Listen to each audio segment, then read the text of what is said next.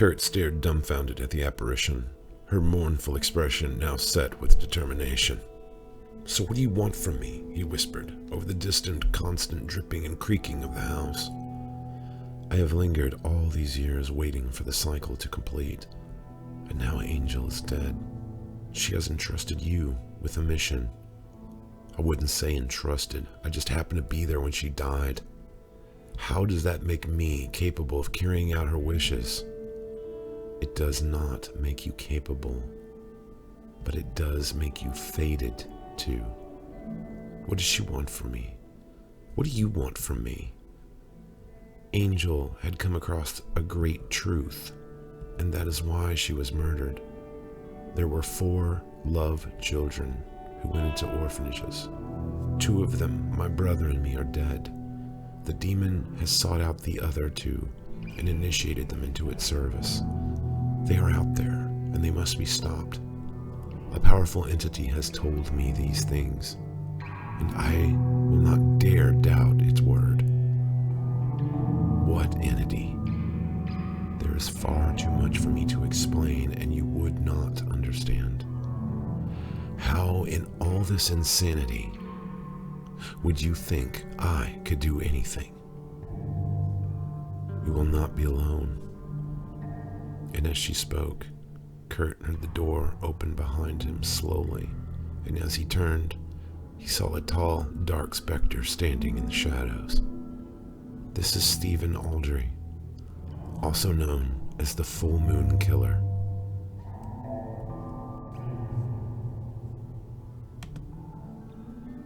Stephen had not died that night standing atop the dam when the explosives strapped to his chest had detonated. It had taken years, but gradually one limb had found the other, as if magnetically drawn together piece by piece in the dreary murk of the swamp. Animals feeding on his flesh only found themselves carrying the meal to a larger limb to vomit it up upon its kin. The process had been long and horrid as he became conscious of his condition. However, there had been one to help. Angel's ritual had worked in its capacity to free him of possession, but the old beast had taken another form. As his eyes repaired and eventually opened, he found himself guarded by a giant, monstrous wolf. The enormous black beast had brought the bodies of animals for him to gnaw upon with his new growing teeth. The great thing, nearly the size of a horse, had cared for him as if he were its pup. When he was cold, it wrapped its black furred body around him and licked the many gaping wounds with a soft, warm tongue. After a year, he was able to mount and ride the thing. He had first assumed this new avatar would be evil, but it seemed that perhaps the destructive energy of his former identity might have been more of a human trait than he had originally guessed. The wolf was merely there watching over him, and as it seemed, serving him. He had wondered where to go now and what to do. He knew that there must be some reason to why he was still alive, and why he was not even now completely human. He lived in the swamp, avoiding people and towns. He watched over the now half-submerged mansion and waited, at last, till he began to see the next piece in the puzzle. In the damp green night of the swamp, he could see a light flicker in the windows of the house, a dim glow passing by. It was then, 3 years after his resurrection, that he knew he must once again enter the Love House. The wolf had followed his command unquestioningly. Upon its back he rode as it stepped back into the black waters and paddled its way easily across the expanse of water. The serpents would not approach the wolf, as if they knew that this thing was beyond the poisons that they could inflict. In moments they passed beneath the open front passage, and the wolf swam in and took him to the great staircase that emerged from the ink-black liquid within. The beast stepped onto the marble and shook itself dry before awaiting his command. He gazed around in what to a normal man would have been impenetrable darkness, except that now he found that he could see in this low light, as if it were strange dusk. He nodded to the wolf, and it began to scale the stairs cautiously, with its ears constantly moving in anticipation of danger, and danger there was. At the top of the stairs, something was moving. The wolf halted, and from beneath him, Stephen felt a low vibration as a horrendous growl rose out from the wolf's jaws. Stephen squinted and attempted to focus on the shadows crawling out. He recognized it almost instantly as Maxine's brother. He had escaped from his prison. The mutation that had begun years before had continued over time. His twisted, still vaguely human-like body was now lengthened and shone with rotted flesh and dark green scales. His face had flattened into a bizarre mockery of its previous visage. Its rounded, gleaming, slitted eyes gazed out with ferocity and emotionless rage. It walked like a lizard on its clawed, still human-like arms and legs. A sickening long forked tongue slipped in and out of the partially skull-like face. At seeing Stephen and his mount, the thing reared up onto its back legs and stood once more as a man. Its jaws opened wide as a nightmarish hiss mixed with a human cry echoed down the stairs. Stephen felt the wolf's body tense as it hunched down, and with a growl that shook the house's walls, launched upon the abomination. Stephen gripped the wolf's neck with all his might as it landed upon the undead serpent and sank its jaws deep into the creature's long throat. For one horrible moment, Maxine's brother's face was but inches from his, its foul, rotting breath hitting his face in poisonous gasps. It tried to bite the wolf, but nevertheless found its enemy's flesh and armor it could not penetrate. For the first time, Stephen saw the old rage in the wolf, but now instead of attacking mankind, it was hunting something foul and unnatural, as if the spirit that had taken him that night in 1969 had changed its focus. Could a prehistoric god change its reasoning? Could it learn? Now it seemed, as that old red glow appeared in the wolf's eyes, that maybe the spirit of the wolf had found another mission for itself, to rid itself of a competitor, perhaps. Stephen could not fathom the mystery, as the wolf's god, new avatar, ripped the snake man to bloody pieces. Stephen dismounted and stood over the remains of the abomination. The wolf panted breathlessly as he noticed that the creature still twitched and writhed. "It's not destroyed yet," he said to the wolf. "It is possessed. It cannot be killed." The wolf leaned down and nudged his hand before licking it patiently, like a loving pet. "What?" Stephen said. "What do you want me to do?" The wolf once again rubbed its muzzle on his cold, trembling hand. It was then that warmth passed through his chest like the embrace of some lost love. He felt the warmth grow inside him and pass unrestricted throughout his torso and limbs. The feeling then began to center and reside in his hands. He looked down and saw that they glowed with an aura of red like that from the wolf's eyes. He held them up and saw that the light floated up like the flames of some ancient fire. He looked into the eyes of the wolf and could swear he saw a gleam like laughter staring back. The wolf was pleased with him, and this feeling inspired him to hold his hand out over the twitching flesh of the creature. He saw as the flames dripped down in a cascade of light onto the monster's flesh. The remains reacted as if true fire had landed upon them. He watched with a sort of euphoria as the thing began to dissolve in red pyrophoric before him. It was then he knew he could destroy these things. He could rid the world of the horrible serpents forever. In moments, the carcass had disintegrated into sweet nothingness. Maxine's brother was free. Moreover, Stephen had exorcised him from the terrible prison that he had created so long ago. Then he heard a voice. "Stephen," came the low, distant voice in his ear. "Stephen, you have come back." The voice he knew as Maxine said, "Thank you, my love. I have missed you." "Maxine," he gasped. "Maxine, where are you?" He said as tears relentlessly began to fall from his wide, desperate eyes. "I am here, but you cannot see me. I have waited for you, Stephen. I knew you would come." You are my only chance. Why are you not free, Maxine?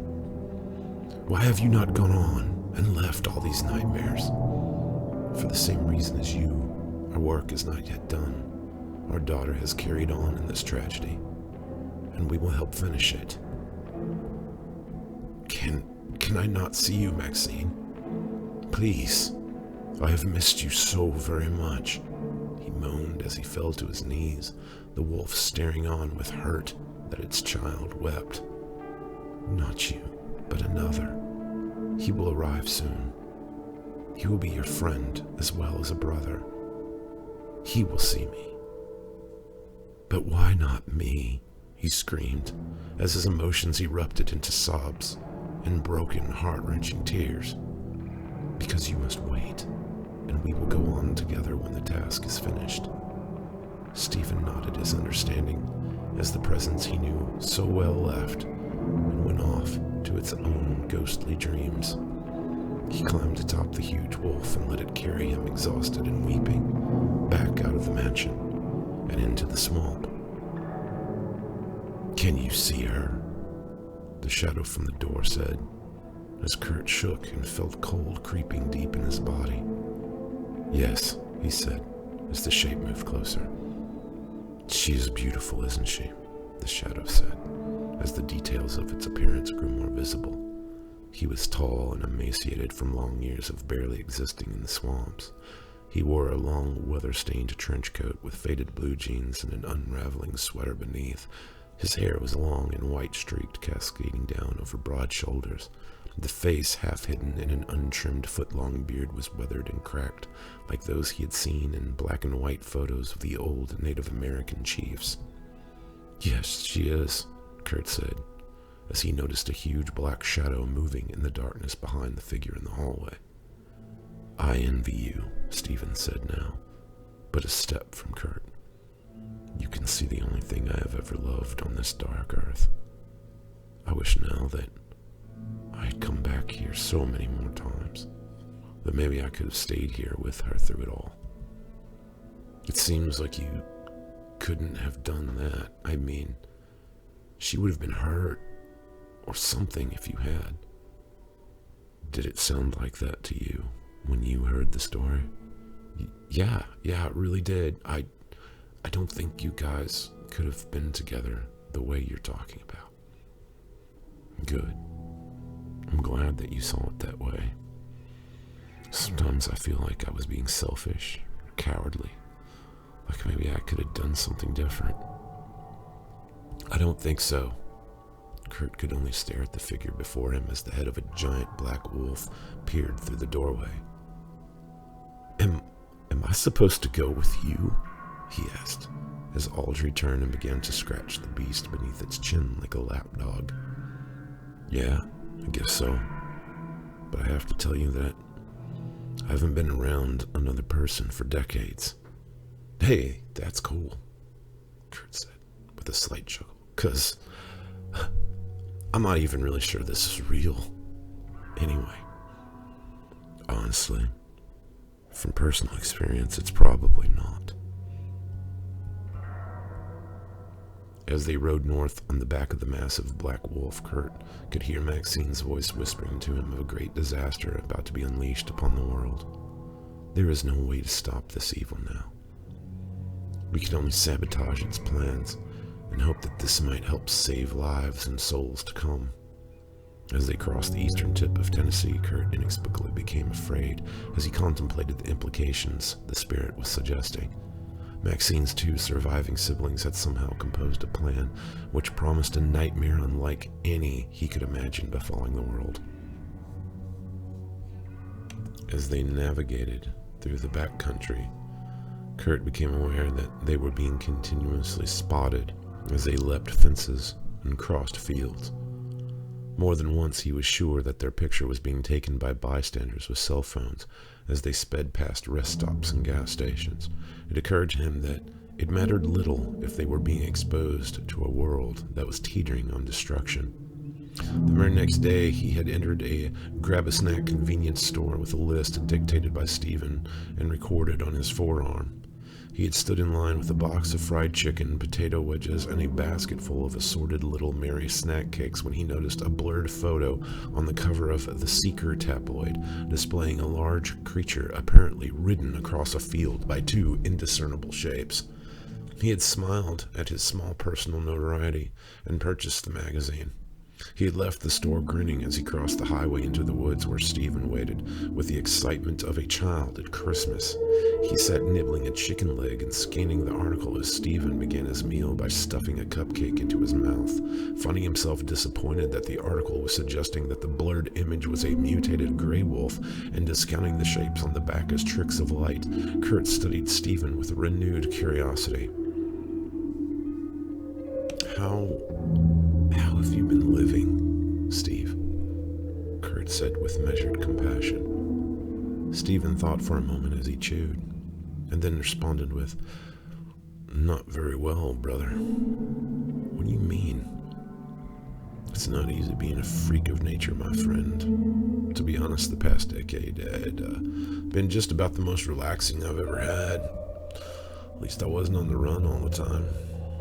I've just been out there a few miles from Mossborough, swiping this and that when I can, trying to keep a low profile, which isn't easy, with the old big bad following me around everywhere. How about you, kid? How you living?" "About the same, I guess. I was living up near Portland, doing a lot of drugs. Guess I've pretty much been wasting my life since I was 14. Been there, my friend. It all starts out fun and games. Before you know it, you're washing your friend's blood off of yourself in a truck stop shower." Kurt smiled and chuckled as he contemplated how good he felt before wincing as a twinge of fear stabbed at his chest. Everything was just beginning. How could it be fair that everything was at an end? "You know what really bothers me, though, Kurt," the older man said thoughtfully as Kurt waited for him to continue. "Look at this thing," he said as he threw a chicken breast to the wolf. "Ever since I blew myself up, this thing has been like an old mother hen to me. It watches over me, takes care of me. It's just about as docile as a golden retriever.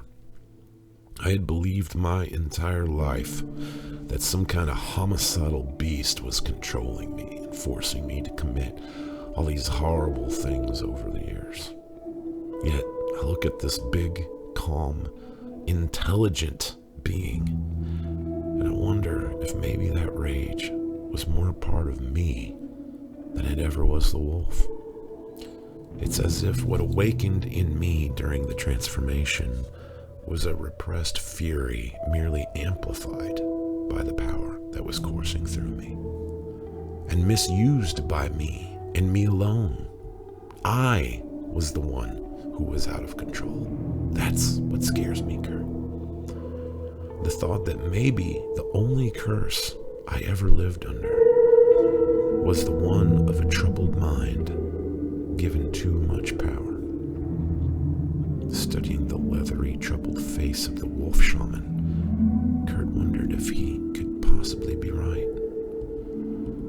Kurt had lost track of the days, but he knew it was or was near Halloween.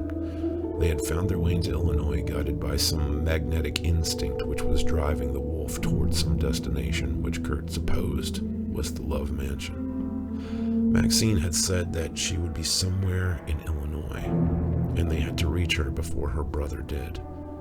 They had ridden until exhausted before finally finding a large pile of cut trees at the far side of a barren field against a massive hill. In the dark morning hours, they had started a fire and lain down, Stephen against the side of the wolf, and Kurt by himself huddled in his coat. His eyes were heavy as he stared off through the half-closed lids at the distant rising sun, thinking of the night that he had found Angel Love. He had been lying in the bed of his dingy, roach-infested apartment, sweating and trembling with the pains of detox. He had run out of money and drugs the day before, and soon withdrawals had set in, leaving him a feverish, cramping mess with no available method of relief. He had soiled himself and then lain 4 hours in the filth until forcing himself into the bathroom, where stripping he had ran a hot bath in hopes it would soothe the cold ache that ebbed down to his very bones. The days of convincing himself that he was an explorer of the mind's inner mysteries had long passed, and he knew that there was only the sharp-edged reality of addiction cutting at his mind to accept his truth. And his family would send no more money, and he was in no condition to steal. He would have to go to the subway, where he knew that there were men who would give him money for services that he could not admit he was willing to do. But it didn't matter, because the entire world was pain now, and all he knew was the need to end it. Every second was an eternity spent sinking farther into a bottomless nightmare of misery and horror. He was beginning to hallucinate as his skin crawled with what could only be insects and worms, wriggling and crawling through his flesh. He had dragged himself from the tub and found some clothes in a heap by the toilet. As he struggled with shaking hands to dress himself, he had glimpsed the terrifying image of a cloaked figure standing behind him in the reflection of the mirror. Turning, he had fallen against the sink but found nothing there. It had been only another hallucination. In the cold night, he had found himself wandering the streets, lost with no ability to discern his surroundings. A police car had cruised by him slowly, and he ducked into an alley to avoid being stopped and questioned. Soon he was shuffling through the back lots behind buildings with no idea where he was or how to get out of the seemingly endless maze. As he leaned, vomiting in a dumpster, he had heard voices from the corner of a brick warehouse, and then a brief scream of what could only be a woman. As the voices slowly grew faint, he heard the closing of car doors and engines starting. There had been only silence as he stumbled into the employee parking lot behind a furniture store and appliance rental building. Gazing from the shadows, he saw the mangled and bloody body of a woman in the dim blue glow of a security light. Someone had been murdered. His mind immediately leapt to the hope that maybe there would be some money or jewelry left with the corpse for him to salvage. He had limped into the light and fell at the side of the torn figure, only to realize that she still lived. He had stared down at a lovely dark face framed in white blood-stained hair. Her eyes were a mystic green, now shimmering with the gleaming tears that ran over bruised cheeks. He was kneeling in a vast pool of blood that poured from dozens of wounds, open and gushing in the evening dress she wore. She looked familiar, but from where he could not fathom. He was shaking violently as he forced himself to once more think and act like a human being should. I'm sorry, but I don't know how to help you, he said as he was trying to think clearly and process any way that he could possibly save her. You've lost so much blood. I can't stop the bleeding. He realized that he was now weeping like a child, and to his amazement saw that she was smiling calmly with pale, dying lips, as if to say, "It's okay, it's not your fault." And through the blur of his tears, he saw that she had lifted one bloodied hand and was now holding it out weakly. Knowing what he must do, but fearing her touch, he resolved at last to forget his misery and try to at least do something for someone else in his wretched existence. He took her hand and immediately was paralyzed by a sudden, compelling jolt of warm, soothing energy that flooded through him like a liquid river of serenity. He knew then that whatever dying flame of life that was left within the woman was flowing into him. Then her eyes closed, and she was gone.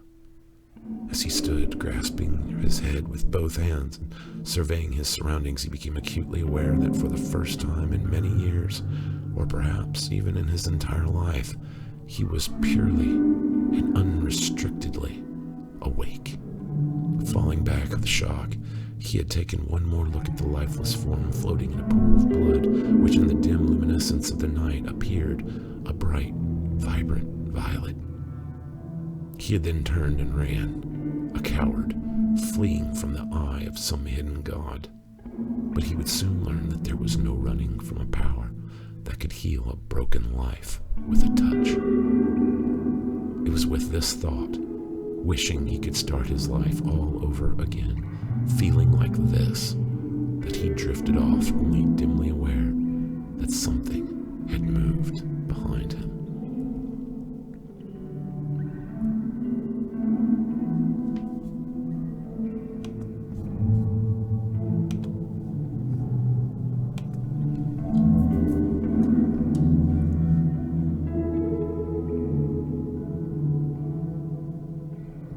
My name is Doug Peterson, and I am the lead psychiatric consultant at the Springton Women's Penitentiary. I am writing this as an attempt to make sense of and explain the events that preceded what I consider to be the end of the world as I have known it, which occurred last night on Halloween. When I was first asked to profile a video game, I admit that I was shocked and insulted. At the time, I hadn't even heard of Samhain and thought I was a victim of Lieutenant Carlson's bizarre sense of humor.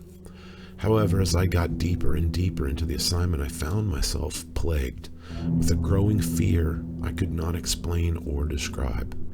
It began with the testimonies of the officers arriving on the scene at some shooting or murder and arresting suspects who ranted and raved out of their mind on some drug that they were killing monsters. Next were reports on DEA raids on labs hidden in suburban, urban, and even rural areas producing some strange, psychoactive, hallucinogenic drug meant explicitly for gameplay use. This Samhain cocktail reportedly had the ability to heighten the game's virtual reality to all new levels. Chemistry analysis showed it to be a strange configuration of prescription drugs, red wine meant to induce a sublimely suggestive state. Experts agreed that this combination was a recipe for psychoses and would leave the user slipping in and out of reality for what could add up to be a lifetime. The game itself was described to be a pop culture mash of times and trends, all centering around the theme of horror's numerous mythologies. The game was an amalgam of horror fiction, mostly horror movies. Players were immersed in a world that could be at the same time serenely clean and innocent, but also horrifying and violent. Because of the game's sexual and graphic nature, which seemed to glorify killing and mayhem, it had been banned in the United States. This had only led to a whole new market of interest as the game was ordered, purchased, and played illegally by American citizens. I had questioned how something like this could still be so popular when it was illegal, and Lieutenant Carlson only stared at me blankly before responding, "Sword drugs and child pornography, but guess what? We haven't stopped everyone from doing those either." I could only stare off to the wall and try not to meet his penetrating gaze. Who created the game? Originally, I found European press headings in various newspapers and game magazines that two Dutch computer experts had launched the entire project on Halloween of 2011. That had been 10 years ago. The game had not been a worldwide bestseller. There was an outcry from amongst the original European test groups that the game was almost unplayable and extremely detrimental to the mental well-being of its players. However, that was before the cocktail had become a phenomenon associated with the regular gameplay. The drug eventually would become part of the gaming community associated with the game. In the United States, an illegal internet black market would form that would allow online users to receive a package that was more than just a game. With enough money, the players were actually buying a server that not only supported the system, but also contributed to it. At some point, the players were also controlling Samhain, or so they thought. 5 years after its release, it became apparent that the game was under the control of someone who had another motive concerning the game's apparent evolution. That was when hostile and bizarre behaviors became associated with the players of the illegal game. There was a vast variety of violent crimes that had become associated with Samhain. The drug had become part of a lifestyle of the game's players. One of the most famous crimes that met the attention from the worldwide press was the murder of the TV guru and acclaimed psychic healer Angel Love. Angel had been the center of what most could only agree was a worldwide religion of spiritual healing. Before the watching eyes of millions, she had healed and helped people who were most certainly destined for an immediate ticket to the morgue. Although she had been the subject of skepticism by a huge number of journalists and debunkers, she still managed to create a network of healing centers and spiritual retreats for what would later become apparent to millions of followers as temples of physical healing. Her murder would bring an inquiring eye from almost all of the government's head investigative agencies. The group that eventually would be put on trial and judged guilty was a certain group of Samhain players who openly admitted that they had been encouraged by the game itself. Samhain had become an evil aspect of modern culture, and despite the best efforts of both the drug enforcement and regular crime committees, was still being played by the American public. Players who immersed themselves in play found themselves combating the intricate terrors of the human mind. They were allowed to play characters from any generation or time that would bring about an appropriate end to the evils that they confronted. However, they were also being lured into a plot of undreamt monstrosity. They were being controlled and manipulated by forces that they themselves could not control. At the certain points in the game, players were losing control over their own characters, and under the influence of the cocktail were only able to watch as their own secret identities became warped by the game world. As it happened, they found themselves being influenced and indoctrinated by the game's ethical code. Authorities found that the game was brainwashing its players using devices developed in the early 60s as mind control by various world governments. The question remained, who was behind the game's addictive and influential powers? The original creators of Samhain had disappeared from the limelight 3 years before.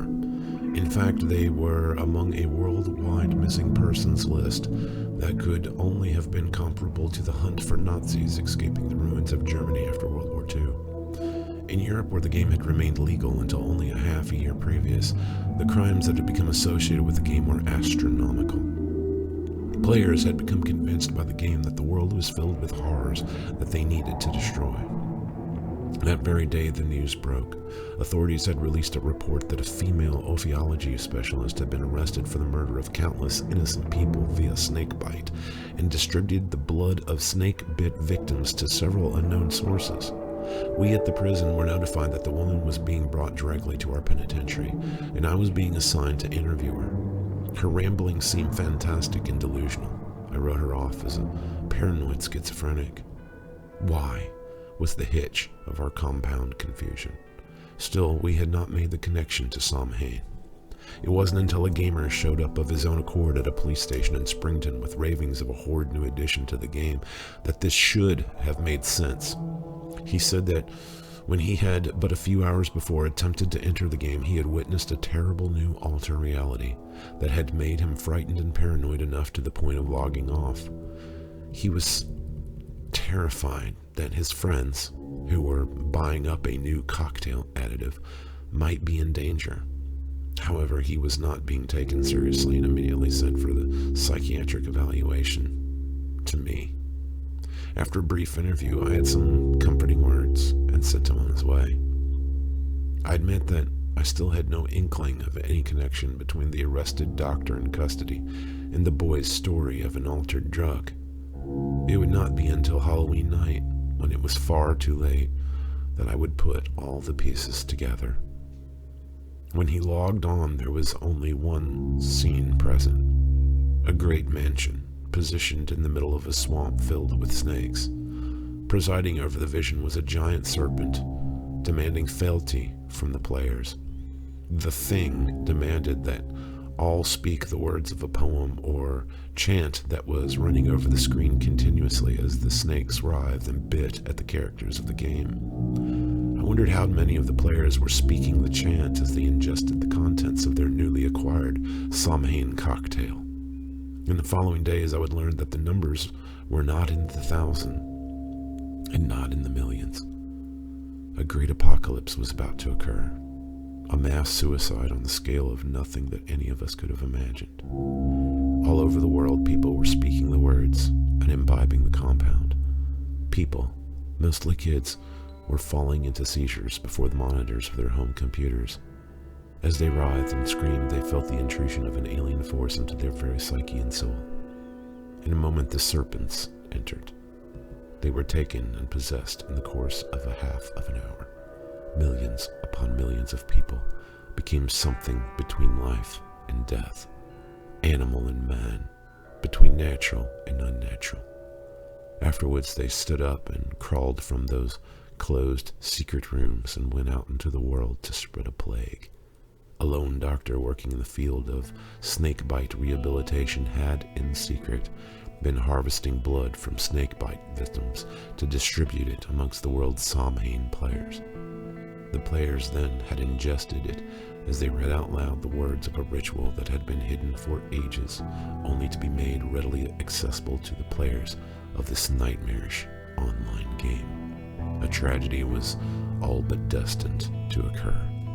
The undead mutations crawled out from their homes and began a massive grand-scale attack on the living. The venom of the abominations was poison in itself, carrying the transformative power of the spell, so that the plague could continue to spread. What did the media report? Nothing, but a vague acknowledgement that a drug-induced hysteria was affecting some players in the city, and so the rural communities and suburbs had no idea that the threat was dragging itself out of their homes, bedrooms, and dens to unleash itself on their own lives as well. They did not know what to expect until that nightmare had latched itself onto their throats and injected its venom into their own unsuspecting bloodstreams.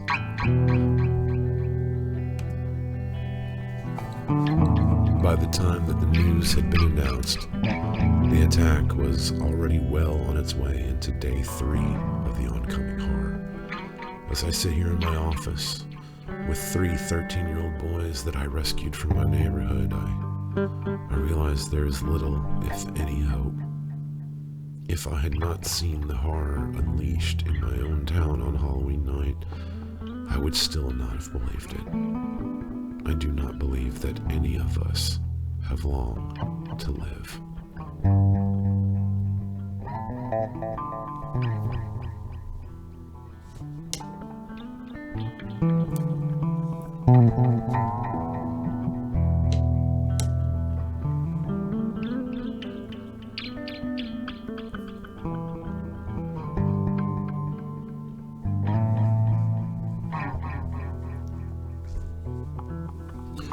"So why am I here if you don't want me?"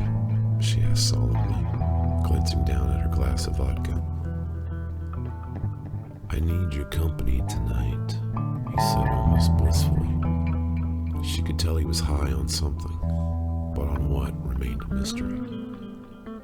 "Because," he said, his words slurred and almost unintelligible, "I am about to kill so many people that I couldn't bear it without someone to hear why." "So why?" "'Cause it's the only fate I'm allowed," he replied with a strange, self-deprecating chuckle. "Okay, what is your name?"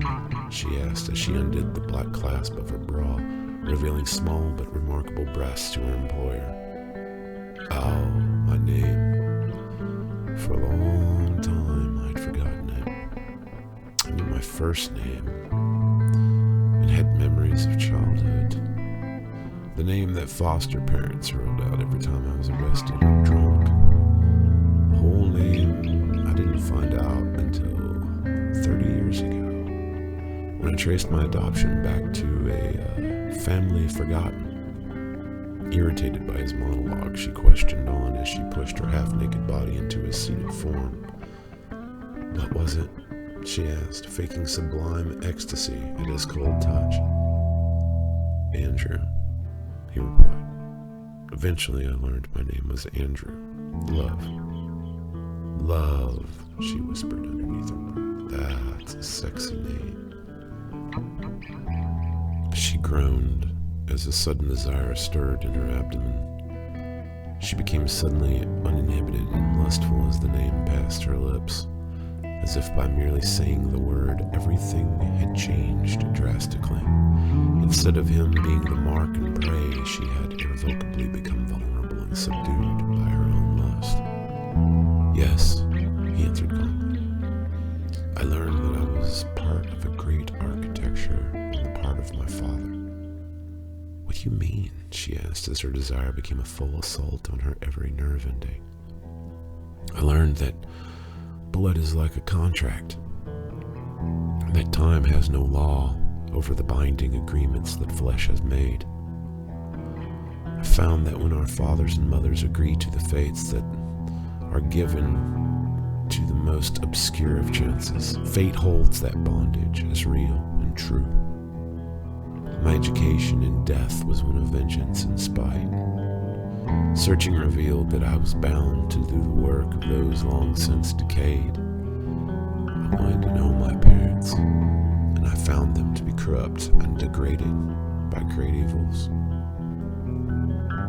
"You are so high," she acknowledged, as his cold, still hands transgressed the curves of her aching body. "Now, my dear," he whispered to her as he tore her mini skirt away and revealed a pale white lower body. "Listen, as I confess a great sin, the enslavement of man's mind." She studied him through a dazed fog. He was tall and thin, with long black even hair that hung down over a strange, elongated face. He had to be approaching his 60s, but showed little or no obvious physical signs of aging. His eyes were enormous, brilliant green orbs that perpetually stared off as if not acknowledging his environment, but instead pondering some other distant reality. He wore a large, dark blue button-up the front shirt that lay open to his navel, revealing a torso covered in strange tattoos that upon a closer inspection she realized were writings in various languages. "What are those tattoos?" she asked, trying to discern the meaning. "They are spells, written in dozens of different languages," he answered with a smile that revealed widely spaced, uneven teeth. "Because they are written on my flesh, there is no need for me to chant to invoke their power. I can simply use them by will. I have collected them from all over the world. Some are Arabic, Chinese, Hebrew, Aramaic, and Egyptian." "Wow, you are really on a wild trip," she said, giggling as she took another drink. "I guess you could say that," he said, as he slipped his shirt off to show every available space of skin covered in the writings. He walked across the room to a bar to the right of the loft and poured himself another glass of wine. She gazed around, studying the apartment closer and noticing the bizarre decor for the first time. The walls were papered in hundreds of movie posters from almost every horror film ever made. The furnishings were expensive but Spartan, except for a certain area against the wall, which was filled with a host of computer monitors, lorded by one giant screen positioned high above the chairs near the ceiling. Below her, she could hear the thump of techno music from the club that he apparently owned. She stood and made her way to a far corner where she saw a dim fluorescent glow radiating. As she got closer, she saw the light was emanating from behind the glass of a gigantic aquarium-like cage that occupied the entire back of the living quarters, large enough to be sitting in some zoo. She approached the glass and looked in to see an entire scene made to resemble a swamp. There were fake mangrove trees and moss hanging over a ground of soft mud and water, and from behind one of the rocks, she saw a long reptilian tail extending out. She gasped as she contemplated what the full size of the serpent must be. "What is it?" she said, as Andrew walked up behind her and placed a cold hand on the small of her naked back. "It's my oldest brother," he whispered as she felt the telltale prick of a needle on the soft of her throat below her ear. Warmth spread through her veins as she turned in shock, only to find her body sluggish and halfway paralyzed. She fell to the floor with eyes still staring up at her captor. "I found him long ago in the swamps of my family mansion in the southern United States. He was the firstborn, and few even knew he ever existed, except perhaps for the doctors who delivered him, me, and my twin sister. The foul god that my parents worshipped gave my father a ritual by which one might live forever. However, the entity was a bit vague about the conditions of that afterlife, so being suspicious, they chose to first experiment with their teenage son, David. The results terrifying. And their experiment cost David his life, and my parents disappeared. David wreaked havoc and then escaped to the swamp. All the rest of the siblings were gathered and taken to an orphanage where they were split up and given to various foster homes. My sister and I were only 8 years old. My little brother and sister, Henry and Maxine, were never heard from again, until later, when I would find that they had returned to the house. By the time I had already returned once myself, and that was when I discovered David in the swamps. Being a good brother, I took him in. And that was 30 years ago. As he spoke, he was dragging her inanimate body to a door in the glass. He was typing a security code on a panel on the side of the cage's entrance. She heard a click as it unlocked. Upon searching the house, I found my father's journal and the notes on the ritual. He recorded that he felt the deals he had made with the demon would have an ongoing effect on his children. He feared that the ritual had left all his children marked by the snake, and that the advent of their death, they would all suffer David's fate as well. This was a default, simply because they were in the house when the ritual was carried out. Apparently, Mother had been slain by David, and Father had lived to record the incident before killing himself. In horror, I threw down the journal and ran from the house. I never would have thought that Henry would find his way back to that mansion, discover the same journal. If I had known, I might even have found him and confided to him that it was a lie, left to ensnare us. However, by the time I learned of him and Maxine's return, some horrible event had left the place flooded and uninhabitable. Andrew was now dragging her into the tank before exiting and closing the door behind him. I lived in terror and darkness for years before I found my sister. The girl could now hear something dragging itself across the floor of the tank. Together, we began a search for a way out. She could smell the most horrible rotting odor washing over her flesh in waves as an intense dread overwhelmed her. 10 years ago, I found it in the doctrines of a long-dead medium.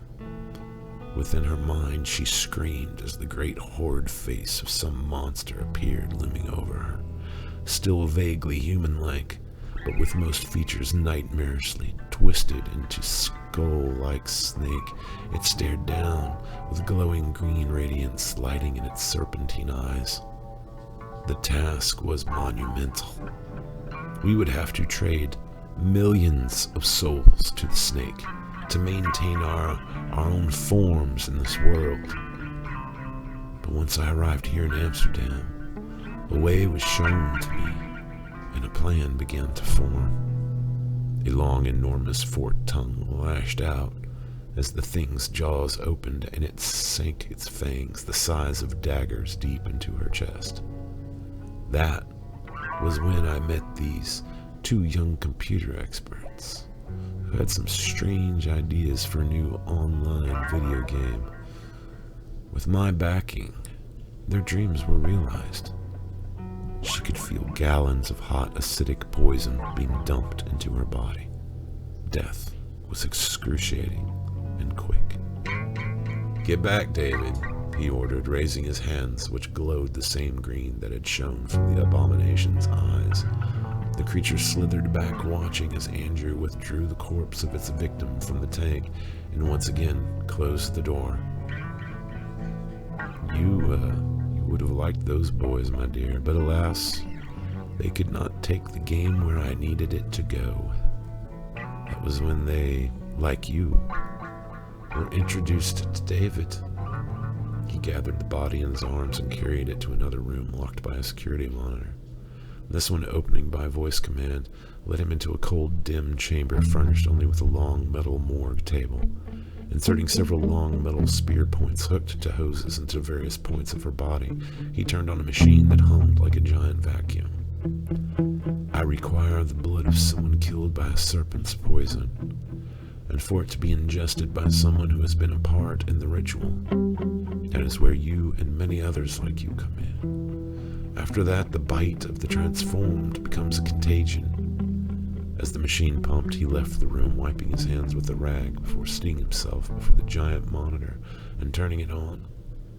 He typed a moment on the keyboard before the screen flashed, and a woman's pale face and black hair appeared above him. "Do you think we'll have enough?" she said, lighting a cigarette and gazing at him intently with green eyes much like his own. "I don't know, Celeste.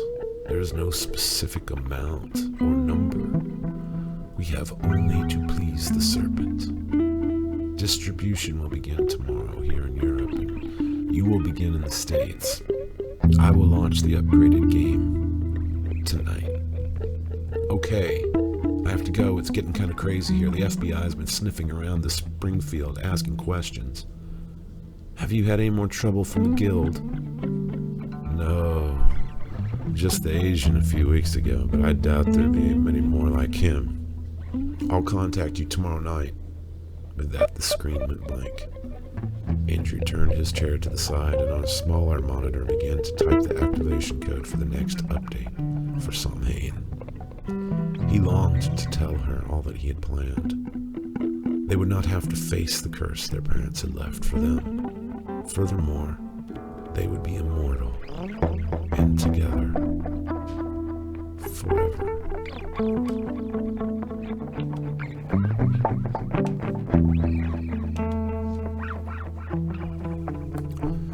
It was Halloween night, and Dylan was getting ready to go trick-or-treating. He was 13 years old and in the quiet suburban neighborhood, allowed to go out free of an adult supervision with his friends Bill and Rodney. He was particularly proud of his costume this year. A brand new werewolf mask complemented with a torn sweater and fake blood to complete the gruesome ensemble. His parents were in the front room watching the Walking Death marathon, and his 18-year-old sister Barbara was in a room playing an online game on her computer.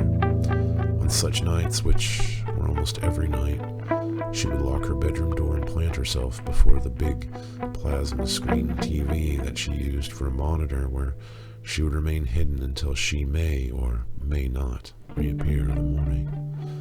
Tonight there was a huge gaming event that she and her friends had been texting about for the past month. Dylan had seen her putting a bottle of their mother's wine from the rack in the kitchen into her school bag, as he had caught her doing on numerous occasions before. He'd also seen her pouring a vial of powder into a wine glass, once when she was babysitting him on their parents' date night. As he passed her door on his way out, he knocked to tell her goodbye, but was met by no response. He guessed that she had her headset on and was thereby unreachable by normal means from the outside world.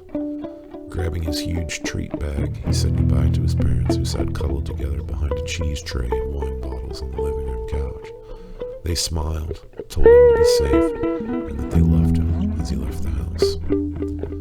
The neighborhood was an enormous circular drive of surrounding houses, all inhabited by the various families of the employees of the prison for whom the housing project had been more or less exclusively built. Everyone who lived on the drive participated in the evening's events. Families sat in their driveway and garages, huddled beside store-bought iron fire pits, handing out treats and costumes despite the cold autumn wind. As Dylan walked down the sidewalk, he reflected on the fact that to him, the fire pits resembled pagan bonfires in the dark October night. Ghosts, made of sheets, hung from the trees, and scarecrows stood as watchful harvest idols on tall poles in the various yards. Everywhere there were the leering, insanely smiling jack-o'-lanterns that topped hay bales and front porches. The street was a wondrous mob of witches, superheroes, transformers, and other assorted monsters of every conceivable type. A makeshift haunted house had been made in the large garage of a neighbor 3 houses down, attended by a murderous clown who distributed free hot dogs to hungry trick-or-treaters. It was here that Dylan joined his friends. Rodney, a fairly impressive zombie, and Bill, a barbarian complete with an actual replica longsword that his mother had no idea he even owned, let alone was carrying on him down the street as he trick-or-treated. They moved quickly down the street, chiding the younger kids with lamer, less cool costumes. The three took this night very seriously, and had since they'd turned 9 and were allowed the privilege of choosing their own costumes and wandering the neighborhood alone. The night would be a long swim in the waters of freedom and escapism. The three, having no inclinations towards trouble or destruction, had no thought of troubling younger kids beyond the occasional unflattering remark. They sought only to roam without adult authority amongst the ghost-face killers and she-devils. Their conversation was a constant, uninterrupted exchange of urban legends, dark history, and movie trivia. Few could understand the level of reverence they felt for this, which was their night to savor. The absurd amount of candy that they would require was merely a fringe benefit of their ecstatic wandering. They accepted hot dogs from the clown, and after visiting the condiment table, walked the street discussing what was up with the Harrison household as they studied the darkened windows of one-story clone of all the neighborhood homes. "They sit out every year," Bill bellowed, his voice even more boisterous to match his costume as he waved his hot dog like a flagon of mead. "They're the only ones who still make popcorn balls."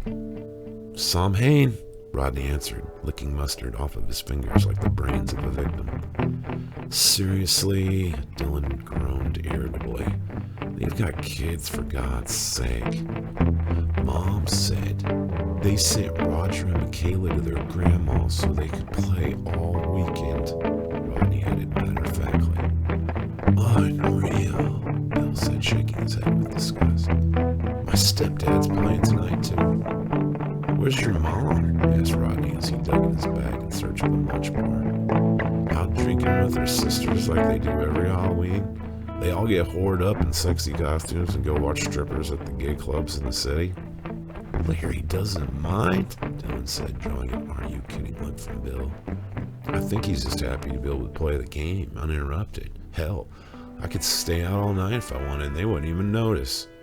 "My folks are at church," Rodney mumbled pathetically. "Figures," Bill said as he took the lead, heading towards the Peterson house where a large man in a Holocaust cloak and troll mask sat unmoving. They watched as a group of smaller children, unaware that the seated figure was actually a living person and not a stuffed monster, went to grab candy from the bowl only to have the giant growl and lunge at them. The kids screamed, fleeing in terror, only to be called back by laughter from the giant as he pulled off his mask.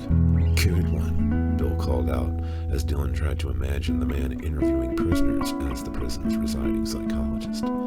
"Thanks, Billy," the troll answered. "Come here, boys." "Let's see, I've got some giant-sized Snickers bar here." They thanked him as he dropped handfuls into their bags. "If you guys are out late enough, you can have all my leftovers. I can't even have them around due to the diabetes and all." They agreed that they would, and moved on to the next house. The night progressed smoothly, and within an hour they sat in lounge chairs around the Warrens' fire pit, eating caramel apples as Frida Mae Warren talked endlessly of Halloween tragedies gone by. The older woman was a wonderful repository of folklore concerning kidnappings, murders, and vandalism. She was also a neighborhood watchdog and was now speaking casually of all the houses whose lights were not turned on and were therefore unavailable for trick-or-treating. The old witch, this was her costume, glibly announced that they were all playing that game and that the world was going to hell in a handbasket. They politely agreed and excused themselves, wishing the elderly ex-librarian a happy Halloween as they continued their sojourn. Many lights were being turned out and people retiring for the night. Soon they were almost alone on the dark street, shivering in the cold wind as the hour neared midnight. "Well, I guess I'm going home," Rodney finally declared sullenly. "Maybe I can catch the end of the Walking Death marathon." "My folks were watching that," Dylan commented. "They love that show." "Comic books better," Bill added, as they wandered the loop, turning back towards the other end. The neighborhood's silent but for the wind blowing leaves from the almost bare trees beside the sidewalk. I am glad it's a Friday. I'm gonna be wiped out tomorrow, Dylan said quietly, as he admired the $60 werewolf mask he had purchased at Spencer's in the mall. Yeah, weekday Halloween suck, Rodney muttered. Here's my stop. Later, dudes. He then left them and shambled more zombie-like than ever to his front porch. The remaining two waved their goodbye and continued onward, Bill drawing his sword, now that no one was around to see. Check out the edge on this thing, Dill, he said, carefully touching the blade. My dad got it for me for my birthday. He's so cool. I'm sure your mom wouldn't agree. Who cares? Bill laughed as he took a swing at an imaginary foe. If she was really that concerned, then she'd find it. It's not like my closet is Fort Knox or something. It's like your sister when she told on us for having those beers while she's smoking and swiping booze all the time. What a hypocrite, man. Besides, it's not like I'm going to use it or anything. I just like it because it's real. I just wish swordsman was an actual viable profession. You could take up fencing, Dylan offered. Yeah, right. Dance around in a spacesuit with a little musketeer sword. I'm talking about swordplay, bro. Real melee combat, where your skill is your life, man. You could join the army. Oh yeah, and get stuck in some desert, getting blown away by some kid younger than we are now. In case you haven't noticed, war isn't what it used to be. I guess you're right. Here's my house. I'll call you tomorrow, Bill. Later, dude. Dylan entered the house, closed the door behind him, and proceeded to the kitchen where he flipped on the light as he dropped his bag on the counter. He announced his arrival to his parents, who he could still hear watching television in the front room. He did not enter for fear of interrupting a gross late-night make-out session, or even worse. Taking a huge glass mug from the cabinet, he removed the milk container from the refrigerator and filled it to the top, desperate to have something in his stomach besides the obscene amount of sugar pumping its way through his bloodstream. He felt sick, tired, bloated, and hungry, woven together into a tapestry with jittery unease.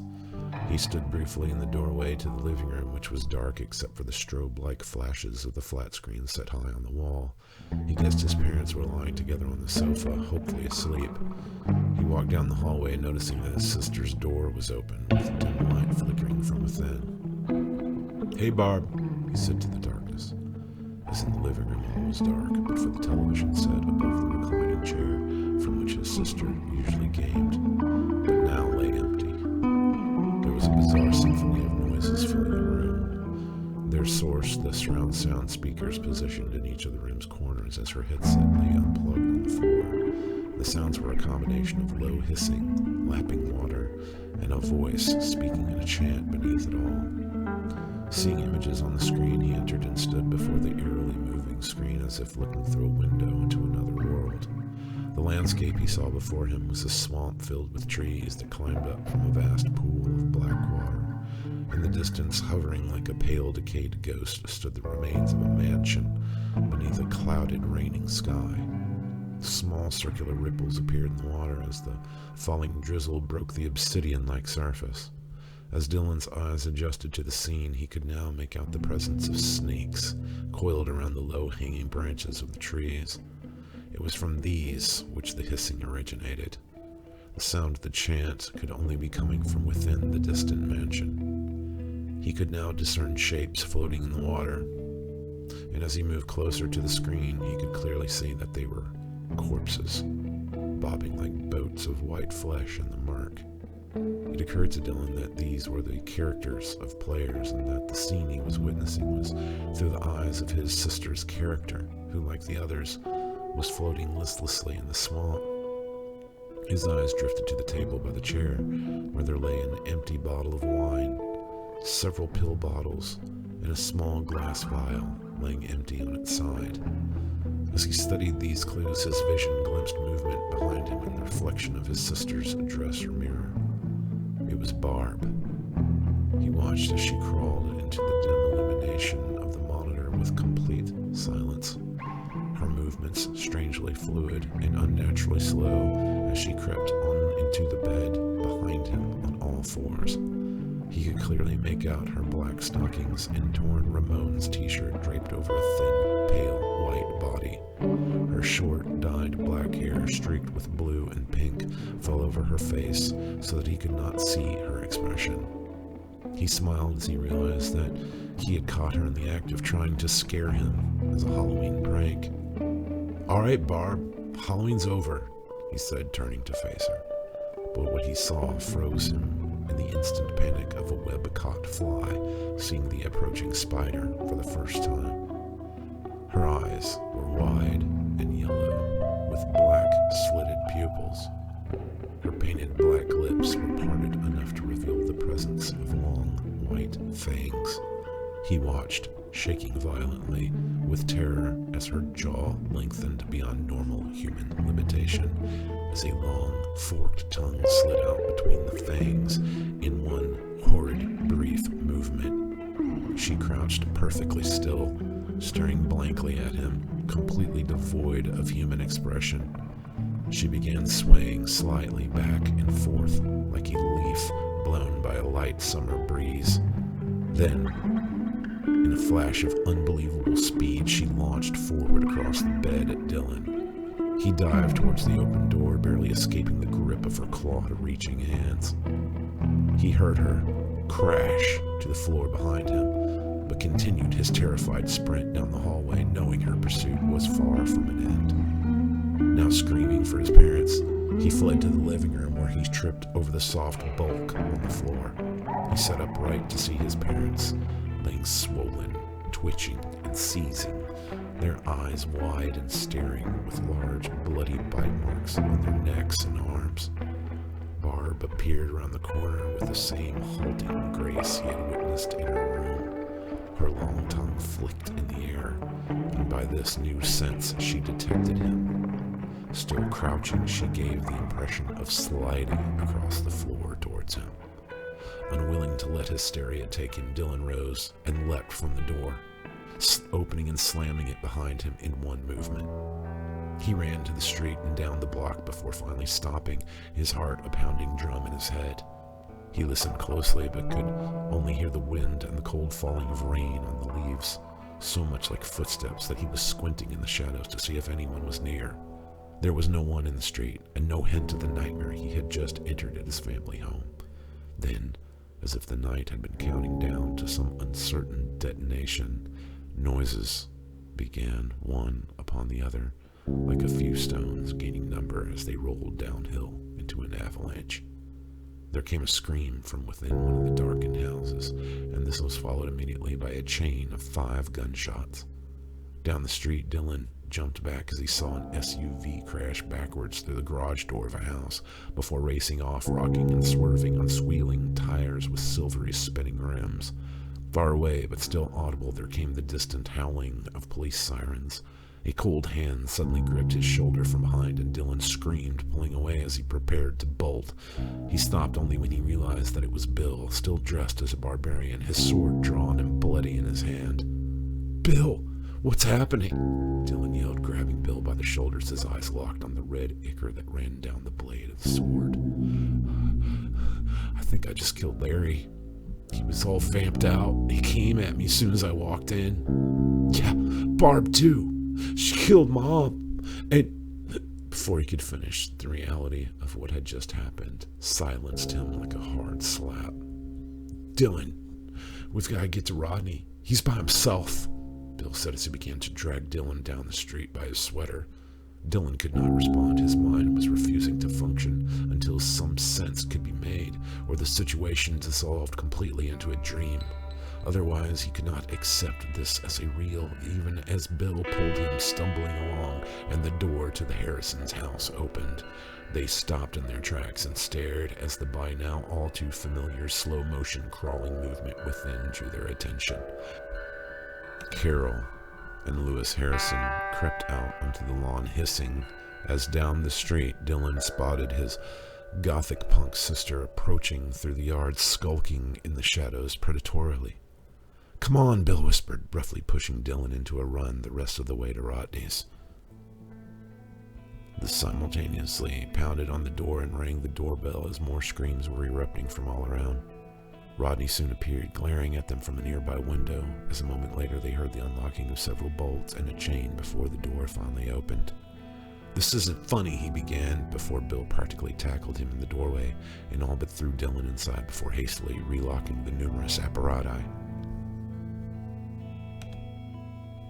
"What the hell?"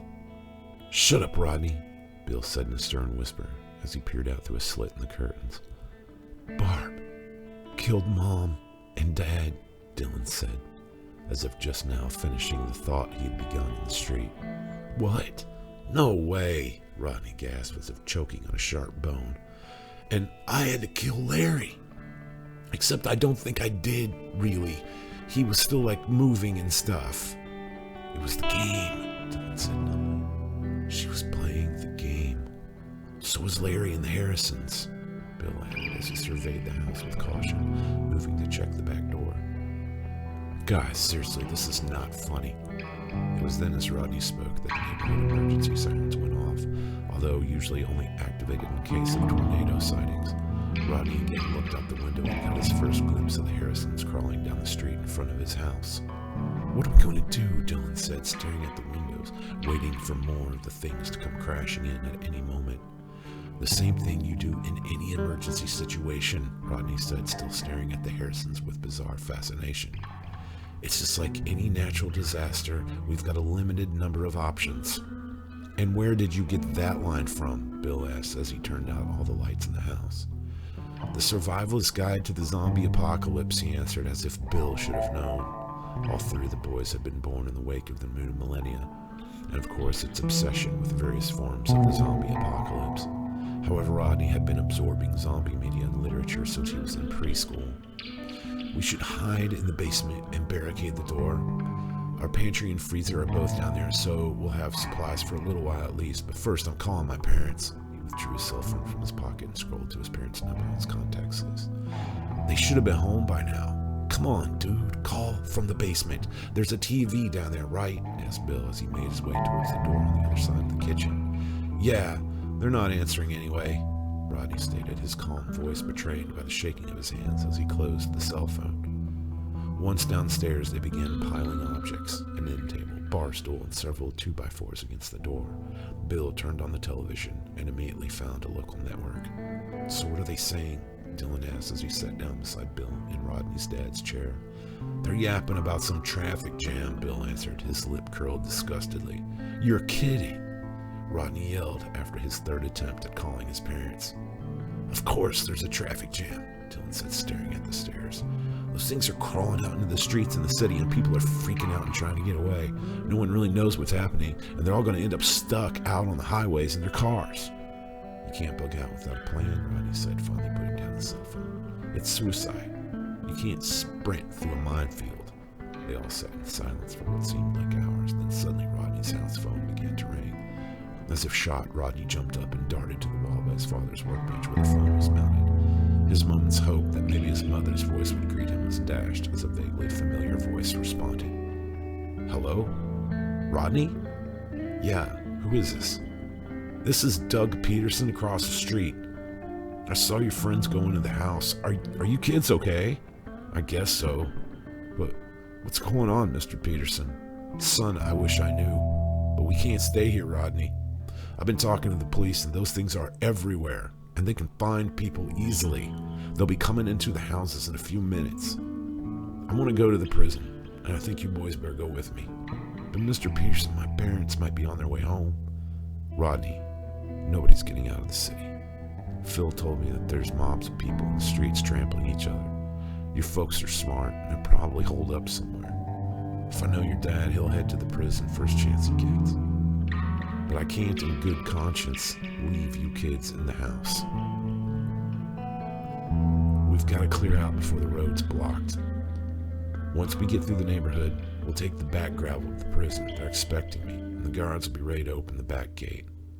I'll pull up in front of your house and honk. You guys, Get out to my truck as fast as you can. Got that, Rodney? Yeah, we'll be ready. Good. Be careful. Rodney heard the click as Doug hung up. What's going on? Bill said, gripping the handle of his sword. Mr. Peterson, he's going to pick us up and take us to the prison. The prison? Bill said, mystified. Why? Makes sense. It's the most defensible structure in the area. It's got electric fences and armed guards. I think we need to go. All right. Are you there, Dylan? Bill said, shaking Dylan from his stupor. Yeah, man. I heard, Dylan answered, wiping tears from his eyes. Let's go, guys. Rodney says he made his way up the stairs and began tearing down the makeshift barricade. They ran through the house together and crouched behind the door, listening for the honk of Mr. Peterson's four-wheel drive. As they sat in silence, they could hear screams, some distant, and the others frighteningly close, crying out over gunshots and squealing tires. After several agonizing moments, they heard 3 loud honks from directly in front of the house. Ready? Rodney said, checking out the window.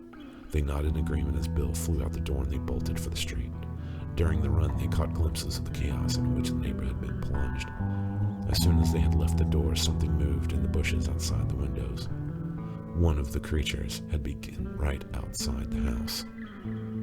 The door of Doug Peterson's Dodge flew open as they leapt into the cab. Bill slammed the door behind them and Doug locked the doors without a word, slamming down the accelerator and speeding towards the gravel turn off at the end of the loop. Twice he nearly ran over fleeing victims and once nearly collided with another escaping vehicle before the road appeared in the bright lamps of the headlights. Only then did the huge, bearded man speak. Are you boys okay? They only nodded their answer, as all 3 were speechless and in tears.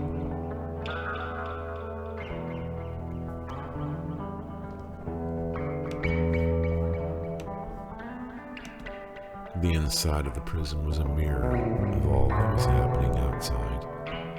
Within there was panic, confusion, and disarray. The guards struggled to maintain control as word spread amongst the inmates that something terrible was occurring in the outside world. Originally instructed not to let a word go out to the prison population, conversations had been overheard, and as several staff members flew into panic and fled their posts, the general state of order had been deteriorating in hours. This was not the safe haven that Doug had anticipated, and he found himself regretting having brought the boys into what might end up being a complete prison riot. To make matters worse, the creatures were seemingly gathering outside the perimeters of the prison and were now, one by one, beginning an assault. The prisoners were now just bait, awaiting the carnage that was coming in a slow, hissing